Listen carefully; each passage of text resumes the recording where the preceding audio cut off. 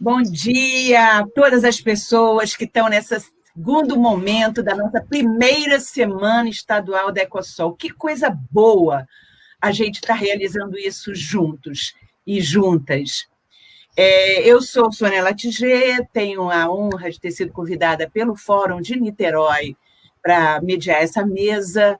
Antes, quero prestar nossa solidariedade à família Ecosol, que perdeu tanta gente na pandemia, nosso abraço, nosso amor, e nossa fé de que nós seguiremos os seus exemplos. E hoje nós temos uma mesa profundamente relevante, que é a mesa que faz o desafio sobre a importância da economia solidária para o desenvolvimento econômico e social do Estado do Rio de Janeiro.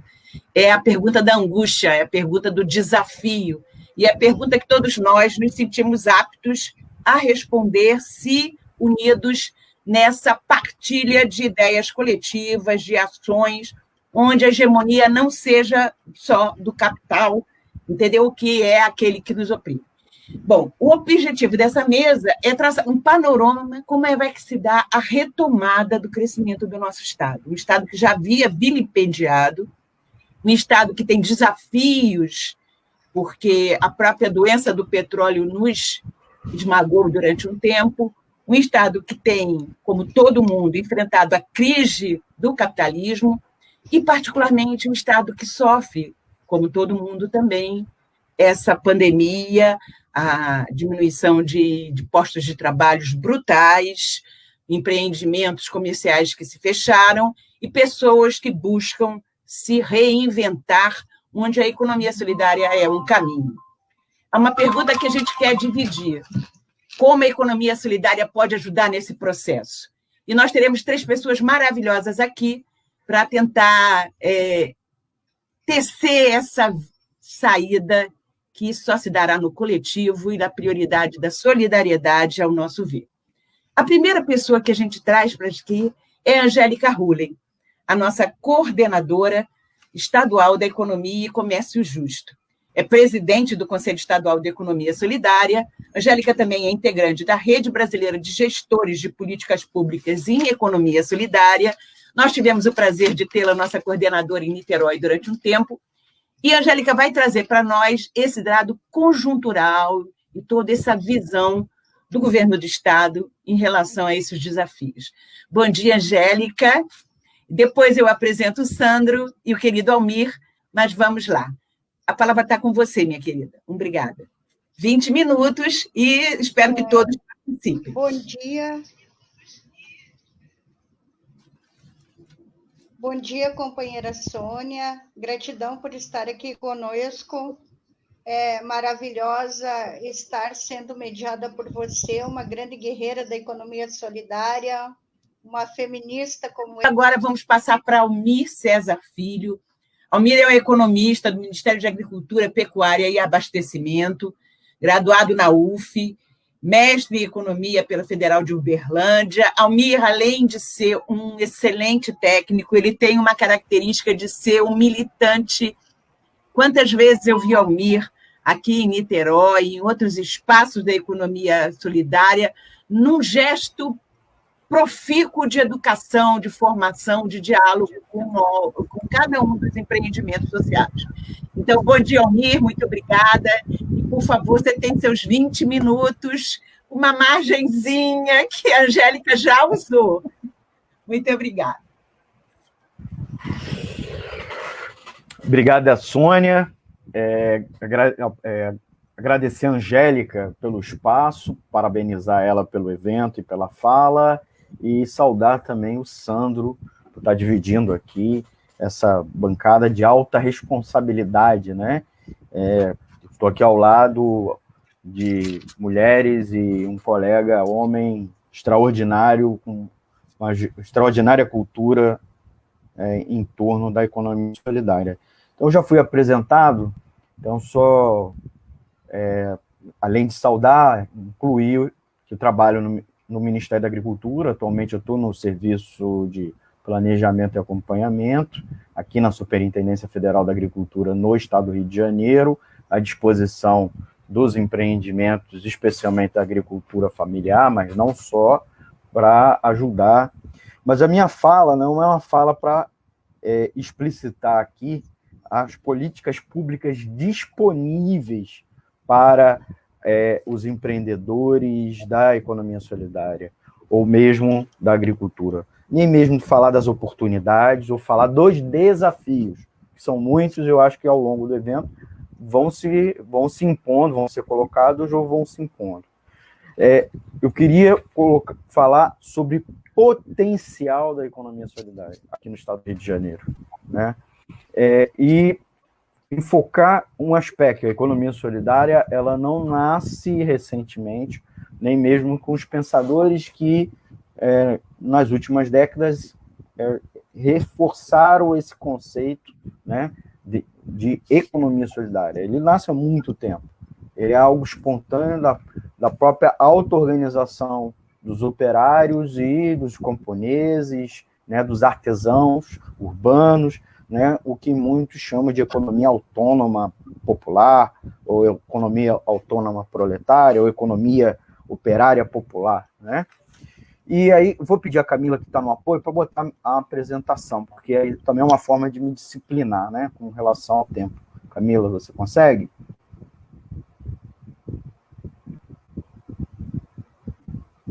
Tá. Enquanto eu vou falando, Alparo, então, só para destacar aí o título, né, e vamos ao próximo. Eu dividi em 8 partes, né? A primeira parte é só chamar a atenção dessa vinculação, né? Eu comecei a dizer que a economia solidária, ela fazendo uma regressão, ela muito frequentemente é chamada como uma economia de base popular, ela associa sempre a questão da resistência das camadas populares, dos subalternos, dos pobres, ao grande capital, ao patronato, né, os patrões, e ela sempre é uma organização econômica alternativa. Quando a gente começa a usar essa definição lá nos anos 80, ela está muito associada ao quê? Uma mudança no processo produtivo do capitalismo, né, na qual começa a ganhar destaque a autogestão, a cogestão, os trabalhadores por conta própria, os empreendedores sociais, etc.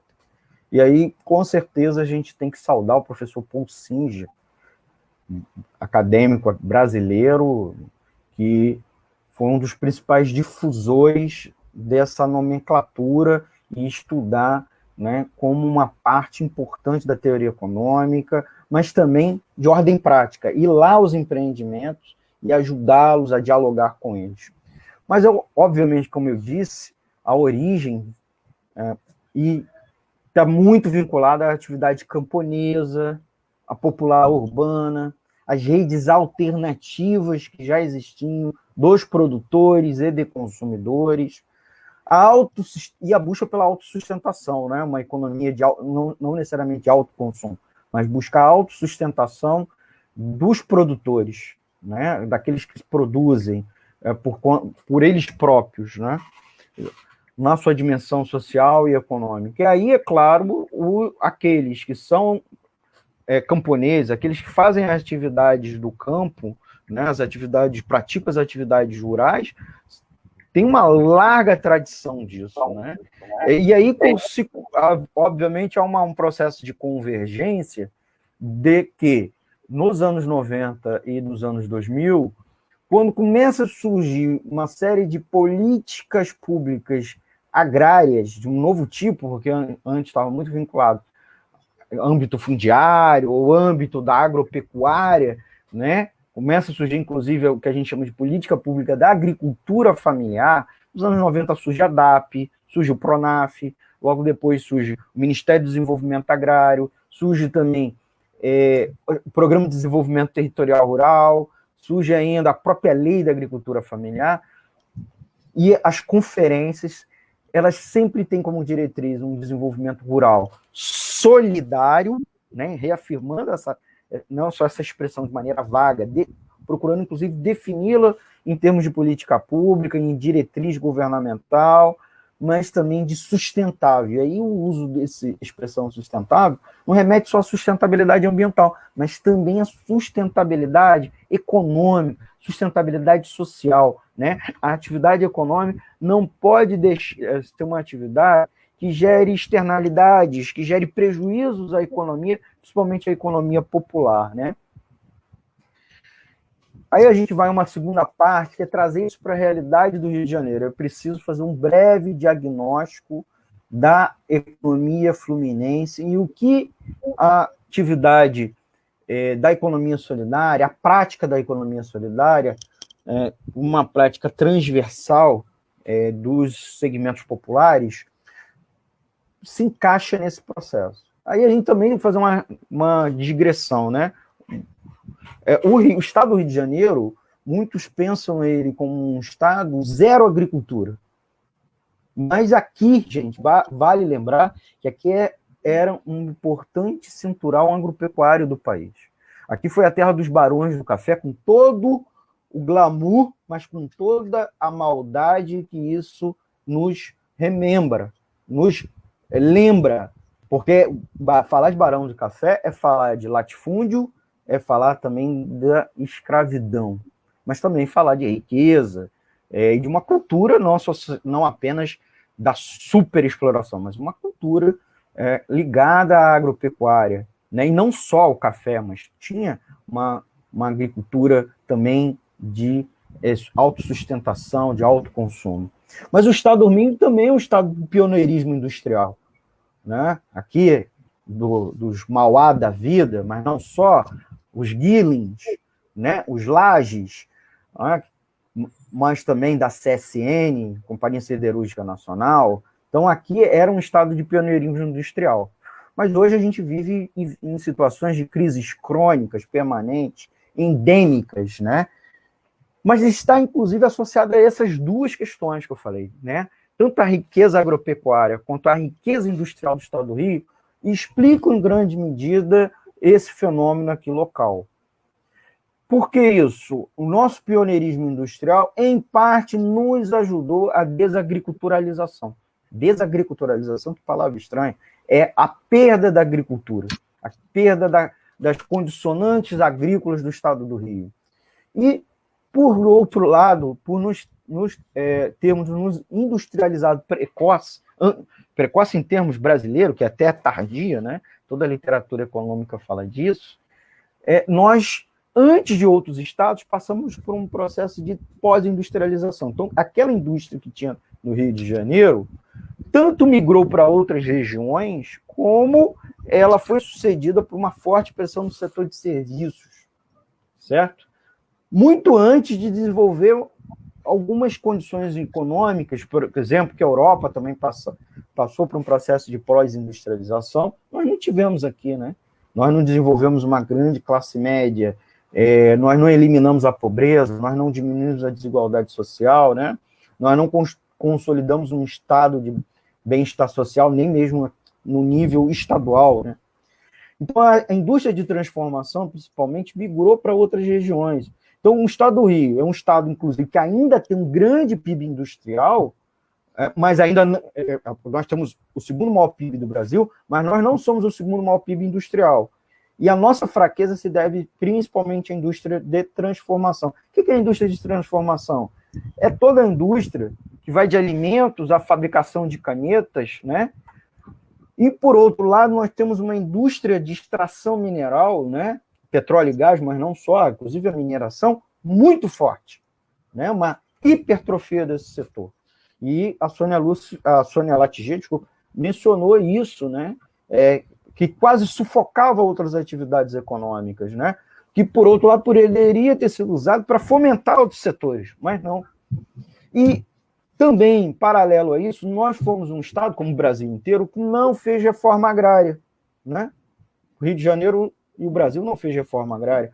O Brasil, das 20 maiores economias do mundo, só ele e a Arábia Saudita não fez reforma agrária. E das 10 maiores economias, só o Brasil não fez. Índia, México, tudo bem, não concluíram. E isso explica, inclusive, em grande parte, sua pobreza. Mas iniciaram, né?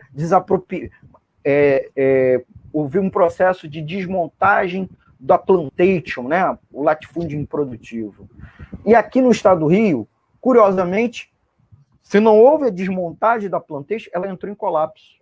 Acabou. Puf! Né? A grande agricultura da cana, do café, né? E, paralelo também, houve um esgotamento como do Brasil inteiro, a literatura de economia industrial vem chamando a atenção, um esgotamento do modelo de desenvolvimento econômico dos anos 30 até os anos 80, de substituição das importações, do tripé. Indústria pesada ficava com o Estado, indústria leve ficava principalmente de bens de consumo duráveis com as multinacionais, e a indústria mais leve, né, de consumo não durável, ficava com a indústria brasileira. Isso não existe mais, não existe no Brasil inteiro. Houve uma desmontagem e aqui foi muito mais forte. Aí a gente entra rapidamente no modelo de agricultura que a gente tem aqui. E é um potencial para a economia solidária, por isso que eu estou mencionando. Nós temos uma agricultura que basicamente é não convencional. É uma agricultura não convencional. Isso explica porque a nossa agricultura é diferente de outros grandes estados com grandes PIBs, né? E, como eu disse, o nosso PIB, a nossa atividade agropecuária é pequena, mas é pequena em termos relativos, porque se a gente for comparar ela em termos absolutos, ela é um PIB maior que PIB agropecuário de 10 outros estados. De 10 outros estados. Nossa população rural do Rio de Janeiro, que é diminuta em termos relativos ao tamanho da população do estado do Rio, né? Nós temos mais habitantes que Portugal, por exemplo, num território levemente menor que Portugal, só para dar como exemplo. Mas nós temos uma população rural, dados do IBGE, que é maior que vários estados brasileiros, para vocês verem. E aí uma das características é que nossos agricultores, principalmente os familiares, praticam-se uma agroecologia rústica. Ela não é técnica, ela não é baseada em inovação, em tecnologia, que a agroecologia tem muito, e a produção agroecológica também tem, né? Mas é uma agricultura de minifúndio, propriedades muito pequenas, e tem problema por ser muito pequena. Os dados dos censos mostram isso.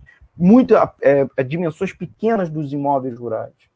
Por outro lado, ela acabou desenvolvendo uma agricultura urbana, porque à medida que a metrópole foi se expandindo, ela foi engolfando, né, uma presença rural metropolitana e vastas áreas do que a gente chama de urbano, né, uma área de transição, meio lá, meio cá, né, com expansão imobiliária, disputando áreas de cinturão periurbano, né?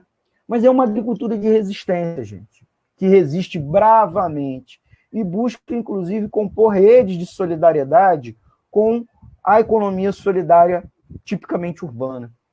Mas, por outro lado, infelizmente, se desconectou com os arranjos produtivos locais.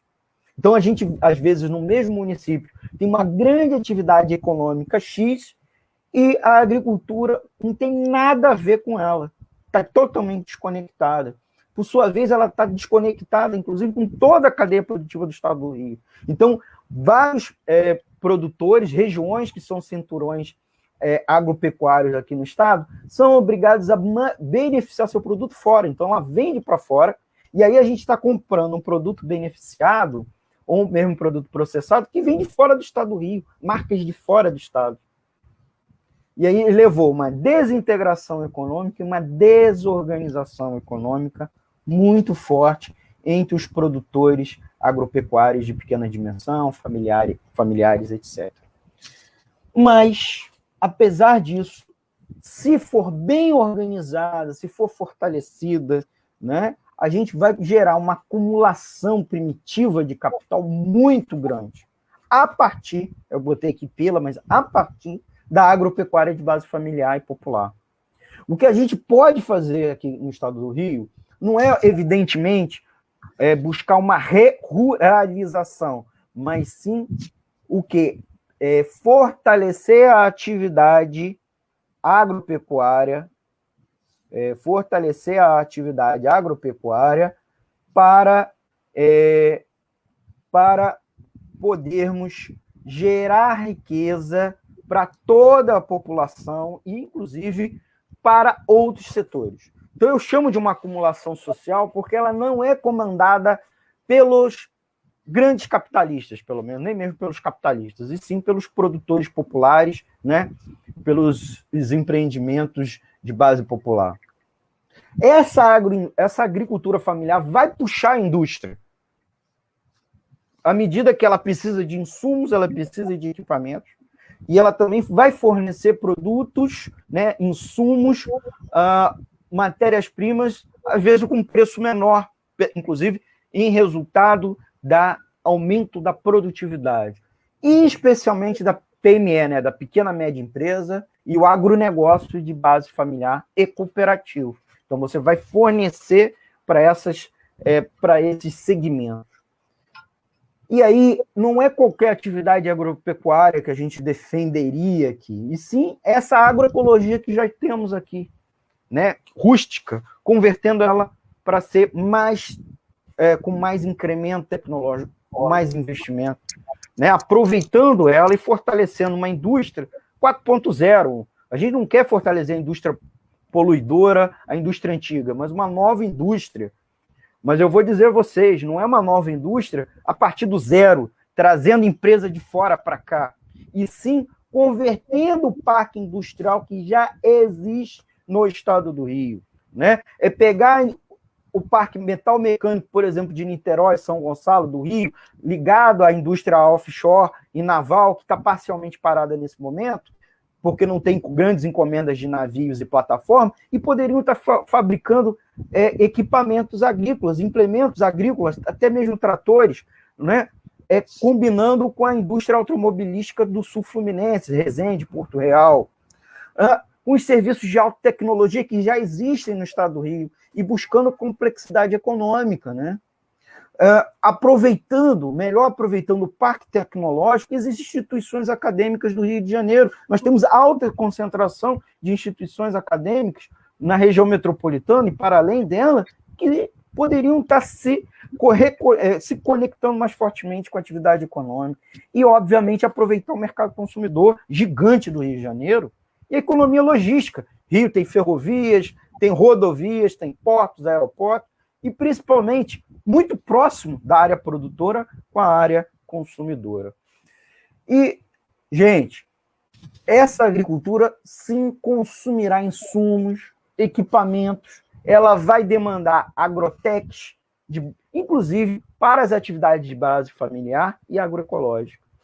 Ela precisa de agroindústria, então ela vai reforçar a indústria, inclusive a indústria de transformação, como também os agroserviços. Por sua vez, como eu disse, ela pode ser fornecedora de insumos a outros setores e aos APLs, né, os arranjos produtivos locais do Rio de Janeiro, e as redes econômicas de base solidária e popular. Então, ela pode ajudar a indústria grande e a indústria de pequenininhos. Ela pode garantir o abastecimento do mercado regional e mais soberania alimentar para a nossa população aqui do estado do Rio. E aí, já indo praticamente para a nossa reta final, gente, fomentar uma estrutura produtiva aqui do estado do Rio, com empregos, né, com, inclusive, soberania econômica nesse caso, gerar novos APLs, desenvolver economias de rede, compensando, inclusive, as economias e deseconomias de escala, já que o estado do Rio não é um estado muito extenso, nós podemos integrar, né, os estabelecimentos econômicos, criando redes e o que a gente chama de economias de rede, né, com redução de custos, com aumento de produtividade, desenvolver a governança, né, aqui no estado, inclusive governança que ajude, e também políticas públicas que ajude não só a própria agricultura, mas que ajude os empreendimentos de economia popular não agropecuários, o pessoal do artesanato urbano, pessoal da alimentação que não necessariamente está conectado com a agricultura e outras formas. Nós precisamos de conselhos, nós precisamos de secretarias com temas ligados ao nosso, coordenações, com departamento, com servidores públicos, com cultura institucional, né? Com burocracia no bom sentido da palavra, né? Com técnicos, com expertise e, principalmente, massa crítica. A gente precisa de movimento social organizado e empreendimento organizado, que defenda a economia solidária, tá? Que faça não só a denúncia, mas faça a exigência. Nós não queremos e nem precisamos de um movimento propositivo, mas que ele combine, certo? A combatividade com exigências ao poder público, exigências ao patronato. E, claro, que brigue por mudanças sociais.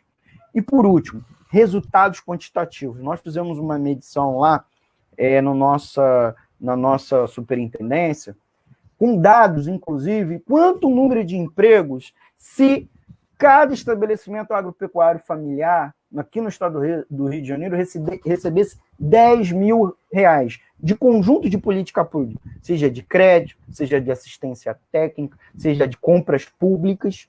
E o resultado, gente, é incrível, incrível. É fazer crescer 5 vezes o PIB agropecuário, é dobrar o PIB, PIB geral do estado do Rio de Janeiro, isso em 10 anos, dobrar o PIB, tá? Dobrar o PIB.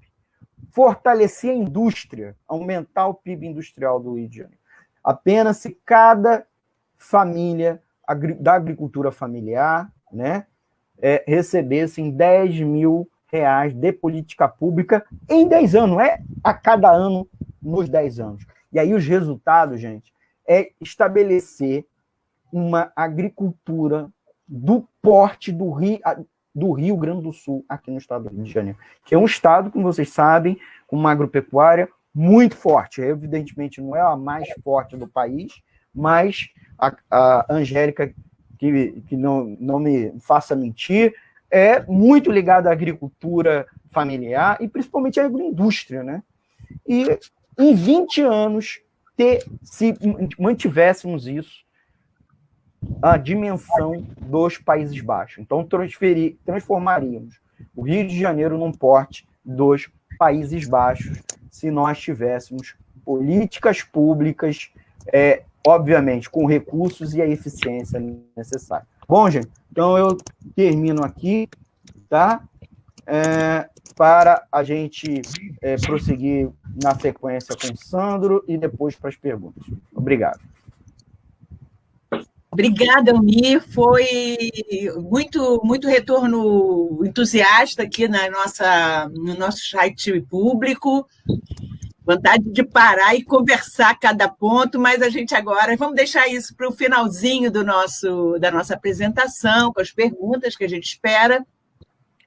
E agora, novamente, nós estamos num processo de diálogo comum. Então, existe a ideia da retomada da renda mínima é muito bem recebida por parte do Estado, não é brincadeira a gente poder alimentar minimamente nossos produtores e trabalhadores livres nessa etapa do primeiro semestre de 2020. Em Niterói, nós logramos atingir e estender o benefício mais 3 meses, isso ainda é um fôlego. Mas também, Angélica, fica para você o recado, a gente gostaria de saber do orçamento do Estado para 2021, mas isso fica para respostas durante o processo da nossa semana, estimulando-nos a não deixar de sair aí do YouTube, do Facebook, porque a semana vai ser incrível. Almir, a sua apresentação foi interessantíssima, acho até que você devia, não sei se você já discutiu com o pessoal da Alerj, que tem um grupo muito consistente discutindo a retomada de desenvolvimento, acho que o Valdec é um dos deputados que mais tem vanguarda nesse processo, Luiz Paulo e outros, porque, sem dúvida nenhuma, a gente tem muito discutido essa questão, que agricultura é essa do Rio de Janeiro, né? Que não é aquela para ser olhada do ponto de vista do Centro-Oeste, não, ela é a agricultura urbana, a agricultura que retoma aquela terra exaurida pelo flagelo, né, da escravidão, dos insumos e tal, e pode ser uma reinvenção. Mas eu acho que você trouxe muita coisa interessante, e isso merece a gente ampliar para dentro do Legislativo e do Executivo. Sandro, eu gostei, foi muito interessante a coragem que você teve de apontar, colocar o dedo na ferida do desmonte do que foi a economia do Estado, que também está ligada a uma retomada do Brasil como um quintal dos players internacionais. Eu acho que a gente ficou muito doido para ver o link do livro, muitos pedidos na live pública de como é que chega, como é que acessa, eu acredito que vocês vão passar, e principalmente um desafio que está colocado para o Estado do Rio de Janeiro, que eu acho que está muito ligado à questão ecológica, à questão desse planeta que exatamente, né, não é desenvolvimento apenas, é envolvimento com o humano e com o meio ambiente, que é a cadeia produtiva da reciclagem, que no Rio, quando a gente vê as nossas inundações e não sei o quê, é o flagelo do nosso mar poluído e tudo mais. Então, olha o que vocês iniciaram nessa semana, né? Emoção e muita, muita reflexão conjunta e coletiva. O Almir já botou no público o e-mail dele. Eu gostaria que depois a gente disponibilizasse, e eu quero agradecer a todos e todas e passar para vocês darem, não vai ser a consideração final, mas dar um tchau e até a próxima, porque nós não temos muito tempo. Obrigada, gente. Foi um prazer estar com vocês, me senti muito honrada. Obrigada. Angélica, você começa? Não, então, Sandro, por favor, você se despede e dê seu e-mail para os contatos aí do pessoal que quer avançar na discussão. Então, rapidinho, Sônia, muito obrigado por dividir a bancada com você, por ser nossa mediadora. Parabenizar o Sandro pela exposição de ideias, a própria Angélica pela exposição e também por ter nos dado o espaço.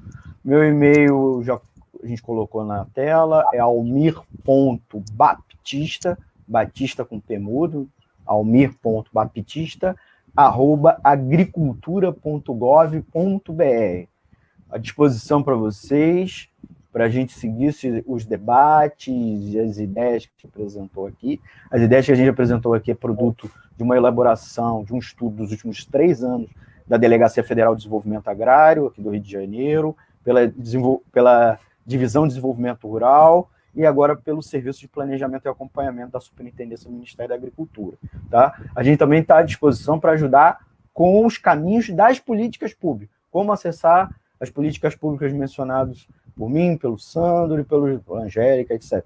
PAA, PNAE, PRONAF, Pinater, entre outras coisas. Então, procure-nos, tá bom? E procure também a Coordenação Estadual de Economia Solidária, tá?